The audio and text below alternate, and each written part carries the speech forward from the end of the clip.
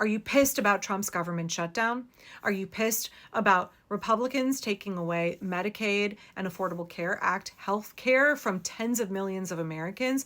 Are you pissed about Republicans closing hundreds of hospitals around the country? Are you pissed at Republicans ballooning the national debt trillions of dollars to give tax breaks to billionaires? Are you pissed about the fact that your grocery prices have gone up 38%? Are you pissed about the jobs numbers being terrible, bleak in this country? We lost 32,000 jobs last month.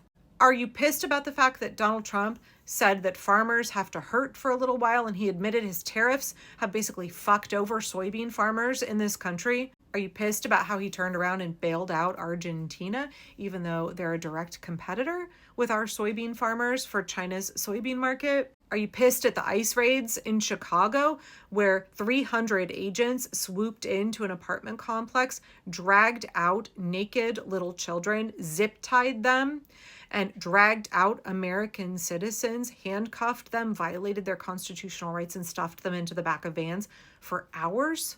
Trashed an apartment complex? Do you want to live in an America where the Gestapo, known as ICE, can come and break into your home in the middle of the night, trash all of your possessions, drag you outside and handcuff you and say, we're doing this just until we can confirm that you're an American citizen. Papers, please. Papers, please. No, you can't talk to a lawyer. No, there's no probable cause. Yeah, you're going to stay here as long as we say. Are you pissed about the fact that Stephen Miller and Donald Trump want to normalize that in this country? Are you pissed at the fact that Pete Hegseth and Donald Trump embarrassed us on the international stage, insulted our armed service members, made a mockery of the United States military?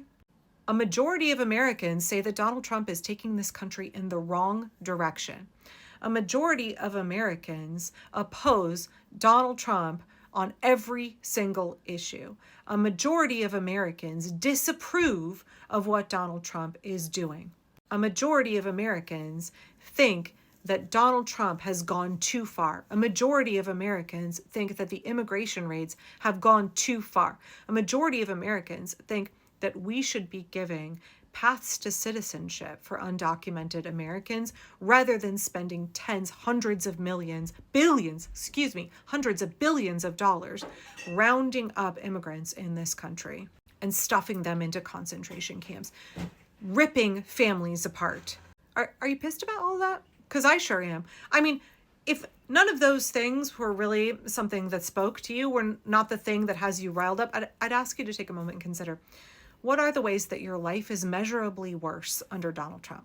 Because there is no aspect of American life, there is no corner of our society that has not been negatively impacted by the Trump regime. Unless of course, I'm speaking to somebody who's a super rich, elite billionaire. Unless you are part of the 0.1% of this country that's like, fuck yeah, everything's amazing. I've gotten way richer. It's much easier for me to pollute. It's much easier for my corporation to exploit our employees. I've gained billions and billions of dollars under Donald Trump and all of his grifting and all of the corruption in this government. This is pretty fucking sweet for me. Unless you're one of those oligarchs up here. Everybody else, 340 million plus of us, we are all experiencing a reduced quality of life, more suffering, we're less prosperous, we're less secure, we're more scared. Our rights are being trampled on. The America of October 2025 looks drastically different than October 2024. Think back. If Barack Obama had done any of the things that Donald Trump has done, how would you react? What would you be saying, Republicans, right? If Joe Biden had tried any of this shit that Donald Trump is doing, how would you have reacted? What is happening in this country right now is not normal. This is an authoritarian takeover of a democratic country. This is a petty, aging, sundowning, fragile narcissist who is bent on grifting off the American people, inflicting maximum suffering, enacting as much retribution as he possibly can against all of us for the fact that he's been convicted of 34 felonies, for the fact that there was some small effort that overwhelmingly failed to hold him accountable for the insurrection that he fomented at the Capitol on January 6th. If you think that Donald Trump is not doing all of this because he wants payback against this country, then you would be wrong. If you think that Donald Trump isn't doing all of this because he loves the grift, right? He and Elon Musk said they were going to end waste, fraud, and abuse. Please understand that every accusation from a narcissist is a confession. Instead, we now have the most corrupt government in the history of the United States. Everything is a shakedown. Everything is quid pro quo.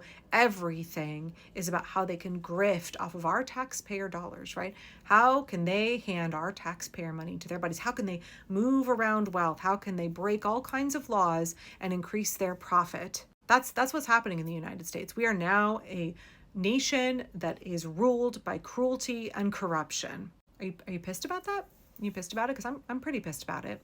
And there's lots that you can do. There's lots that you can do to stand up and resist. And I know that, I get a lot of comments from people who are not from the United States who are like, Americans, why aren't you doing something? Millions and millions and millions of Americans are doing all kinds of things every single day. Millions and millions and millions of Americans are resisting with everything that we have on a regular basis. It's just that corporate legacy media is not reporting on it. If you look at the number of protests, there have been more protests this year than probably in the history of the United States, right? There are protests every single day in the United States. There's a whole Wikipedia page that covers all of the larger protests. You should go look at it and then understand that there are smaller pop-up protests, overpass protests, honkin' waves. There are protests in front of ICE buildings, in front of Teslas still. There are protests in front of government offices every single day. There are protests happening every single day in the United States. There are millions of people engaged in sustained economic resistance. There are people who are engaged in work to rule, malicious compliance in their jobs. There are people who are funding organizations that are standing up in the courts. There are people, y'all, who are pushing back in so many ways that are never going to make the news, making sure that we care for our communities, engaging in mutual aid, trying to fill in those gaps where the government has withdrawn the kind of safety nets and supports that our tax dollars are supposed to fund. Regular people are stepping in and taking care of their neighbors. So people are resisting. Just because you don't hear about it doesn't mean that it's not happening. It means that the regime is desperate to make sure that you do not hear about it. They don't want you to know. They want you to feel like everybody's given up. It's hopeless. You're the only one still trying to resist, so you should just go ahead and give up too, right? That is the propaganda of the regime. Their only real tool is demoralizing you. As I've said many times, it's not as much what they do. It is very much how we choose to react to it. How we respond is what matters right now. And if you want that big public display, then you need to turn up for No King's Day on October 18th. You need to not only turn up yourself, but you need to bring your neighbor. You need to bring your family member. You need to bring your folks from your knitting group, from your church, Bible study. Get your pickleball club together. Get all of the gals that you walk the neighborhood with every week. Your co-workers, your group of friends from down at the bar. Get other people to come with you. Everybody needs to turn up on October 18th. So far, there are more than 2,200 events planned around the country. There's even some that are happening in Mexico, in Europe, in Canada. Mad props and big thanks to people outside of the U.S. who are supporting us and standing in solidarity with us. You want that big visual demonstration? It's really important not only for our morale, not only to bring other people into the movement, but to show everybody who's like, nobody's doing anything. Donald Trump cannot claim that everybody loves him and that everybody supports him when there are millions and millions of people in the streets.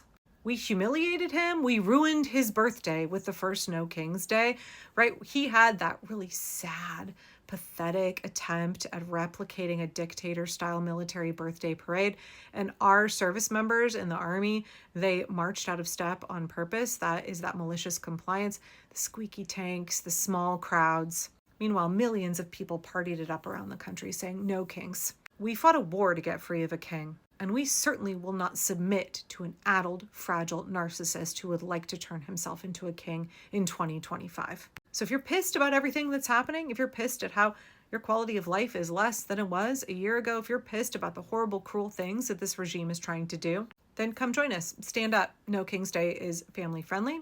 It is a non-violent event sponsored by dozens of grassroots organizations. October 18th, all around the country. We have to turn up because the way that we defend our rights is that we exercise them. The way that we make sure that this regime does not win, that the propaganda of the regime does not work on us, is that we stand up against it. So I'll see you out there on October 18th.